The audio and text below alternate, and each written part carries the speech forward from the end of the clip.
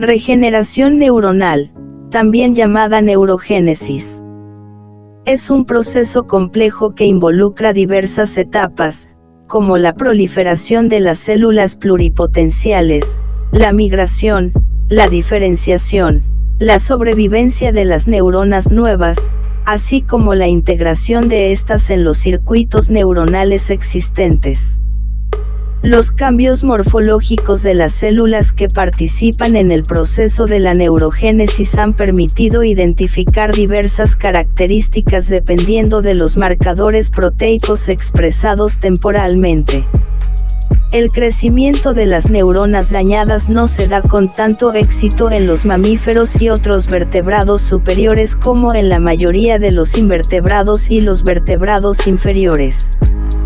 La capacidad de crecimiento axónico certero, capacidad que poseen los vertebrados superiores durante su desarrollo original, se pierde una vez que se alcanza la madurez. Degeneración neural. Es la pérdida de la actividad funcional y degeneración trófica de axones nerviosos y sus ramificaciones terminales que sigue a la destrucción de sus células de origen o interrupción de su continuidad con estas células. Esta patología es característica de las enfermedades nerviosas degenerativas. La degeneración anterógrada consiste en la degeneración del segmento distal, la parte del axón seccionado que queda entre el corte y los terminales sináptico.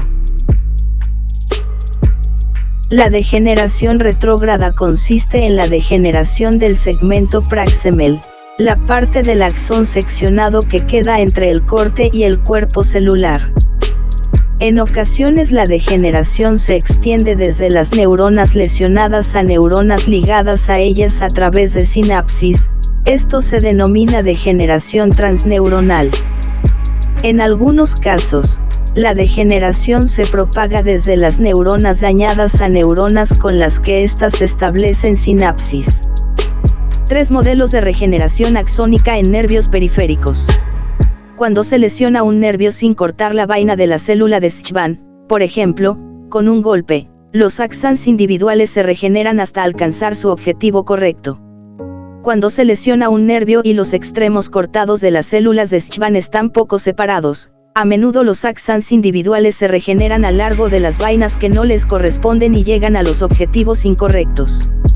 Cuando se lesiona un nervio y los extremos cortados de las vainas de las células de Schwann están ampliamente separados, por lo general no se da una regeneración funcional.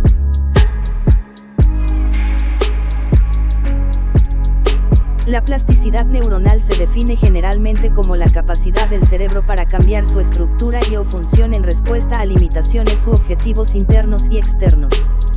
Mecanismos de reorganización neuronal. Un fortalecimiento de las conexiones existentes, posiblemente mediante la liberación de la inhibición y el establecimiento de nuevas conexiones mediante el crecimiento de brotes colaterales. Cuando un axón degenera, de los axones ilesos adyacentes crecen ramificaciones que establecen sinapsis en los lugares que ha dejado vacíos el axón que ha degenerado.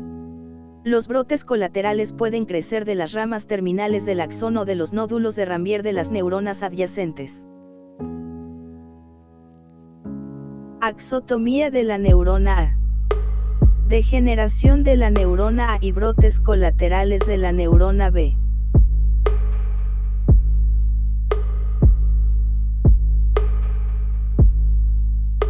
Tumores cerebrales. Un tumor, o neoplasia, consiste en una masa de células que proliferan independientemente del resto del organismo. En otras palabras, es un cáncer.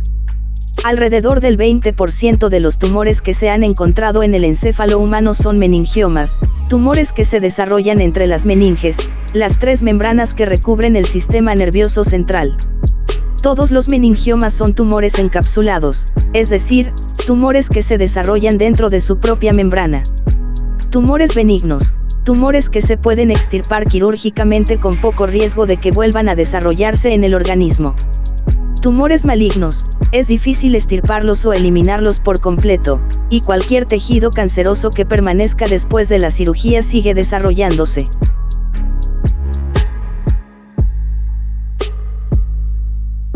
Trastornos vasculares cerebrales.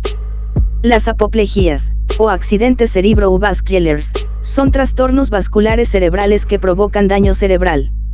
Hay dos tipos principales de accidentes cerebrovasculares, los que se deben a una hemorragia cerebral y los que se deben a isquemia cerebral. Hemorragia cerebral. La hemorragia cerebral, sangrado en el interior del encéfalo, ocurre cuando se rompe un vaso sanguíneo del cerebro y la sangre se infiltra en el tejido nervioso circundante, dañándolo. Una causa frecuente de hemorragia intracerebral es la rotura de un aneurisma.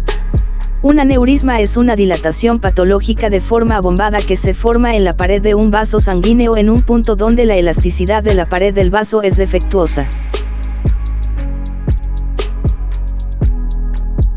Isquemia cerebral. La isquemia cerebral es una alteración del riego sanguíneo a una región del encéfalo. Las tres causas principales de la isquemia cerebral son la trombosis, la embolia y la arterioesclerosis. En la trombosis se forma un tapón, denominado trombo, que bloquea el riego sanguíneo en el punto donde se ha formado.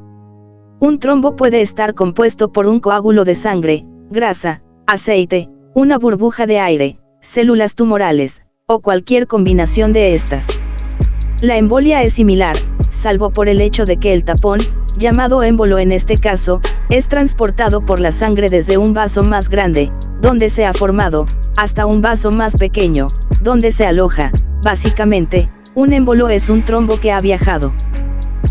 La arterioesclerosis, las paredes de los vasos sanguíneos se endurecen y los conductos se estrechan, por lo general como resultado de depósitos grasos. Este estrechamiento puede llevar finalmente a la oclusión completa de los vasos sanguíneos. Gran parte del daño cerebral que se asocia con el accidente cerebrovascular se debe a la excesiva liberación de neurotransmisores aminoácidos excitadores, en concreto de glutamato, el neurotransmisor excitador que predomina en el encéfalo. Íneos se endurecen y los conductos se estrechan, por lo general como resultado de depósitos grasos. Este estrechamiento puede llevar finalmente a la oclusión completa de los vasos sanguíneos. Gran parte del daño cerebral que se asocia con el accidente cerebrovascular se debe a la excesiva liberación de neurotransmisores aminoácidos excitadores, en concreto de glutamato, el neurotransmisor excitador que predomina en el encéfalo. Acontecimientos por los que la liberación de glutamato inducida por un accidente cerebrovascular destruye las neuronas.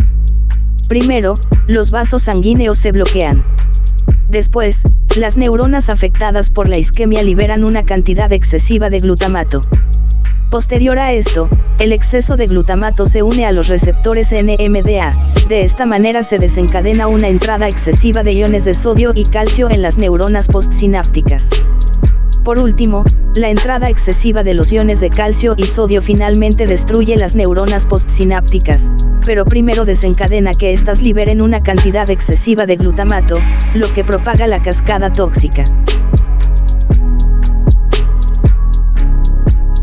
Se denomina muerte celular programada, también conocida como apoptosis, y que ésta desempeña una función crucial en el desarrollo inicial al eliminar algunas de las excesivas neuronas que se han originado inicialmente. La muerte celular programada también interviene en el daño cerebral, produce sus efectos, en parte, activando programas de autodestrucción. En un principio se asumió que la muerte de neuronas tras daño cerebral era en su totalidad necrótica. La necrosis es la muerte celular pasiva resultante de una lesión.